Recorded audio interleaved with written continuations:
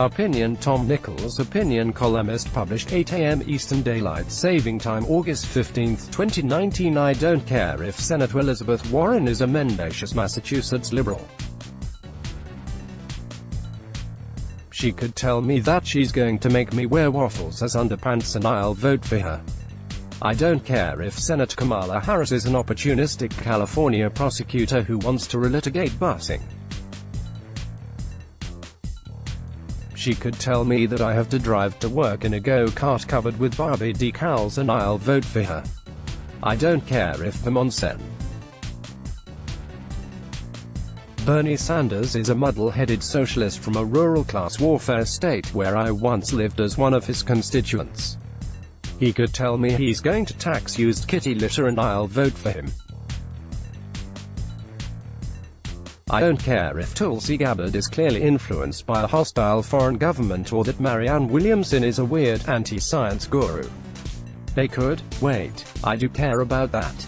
It's the reason they won't get my vote next year, and why the president won't either.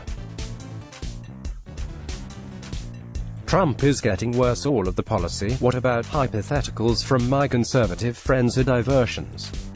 They're trying to move the argument to policy to blind us to the reality that President Donald Trump is both unstable and compromised. As I have argued for well over 2 years, there is plenty of evidence that the president is compromised by our most dedicated enemy. Even before the Mueller report laid bare the degree to which the Trump campaign welcomed Russian help, it was obvious that Trump feared Russian President Vladimir Putin, not only because Putin knew how much Trump had lied to the American people during the campaign about his dealings with Russia, but likely because Moscow holds Trump's closest financial secrets after years of shady dealings with Russian oligarchs.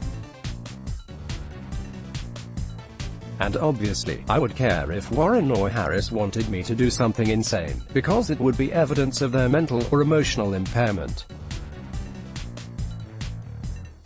As much as conservatives hate to admit it, governing by executive order or supporting the financial evisceration of rich people is not a sign of an emotional disorder. I can live with policies I hate: compulsive lying, fantastic and easily refuted claims, base insults and bizarre public meltdowns, however, are indeed signs of serious emotional problems. President Trump has never been a reasonable man, but for 2 years, he has gotten worse. He literally cannot tell the truth from a lie. He often seems completely unable to comprehend even basic information, and he flies off the handle in ways that would make most of us take our children to a pediatrician for evaluation. Montel Williams at wit's end. Trump has gone off a narcissistic cliff. Does anything matter anymore? This is why policy doesn't matter. I have only 2 requirements from the Democratic nominee. First, he or she must not be obviously mentally unstable. Second, the nominee must not be in any way sympathetic, or worse, potentially beholden, to a hostile foreign power. This rules out Gabbard, Williamson, and maybe New York City Mayor Bill de Blasio, although in de Blasio's case it's hard to tell if he is unstable or just a terrible person. As for the rest of them, I am willing to live with whoever wins the Democratic primary process. I will likely hate the nominee's policies, but at least I will not be concerned that he or she is incapable of understanding the nuclear or the cyber. I will feel like I have a shot at trying to convince my elected representatives that they should listen to the policy preferences of normal human beings instead of 2 old men wearing shirts that say they'd rather be a Russian than a Democrat, or a woman in a shirt indicating that she is willing to have the president grab her genitalia. I can't believe I miss Eric Holder. The Democratic candidate will promise to nominate people into cabinet posts who will make me tear my hair out. But at least I will be confident that they are in charge of their own inner circle, instead of surrounded by unprincipled cronies who keep their own boss in the dark while taking a hatchet to the Constitution. Is there anyone that Warren or former Vice President Joe Biden could bring to, say, the Justice Department, who I would fear more than an odious and sinister courtier like William Barr? I never thought I could miss Eric Holder, yet here we are.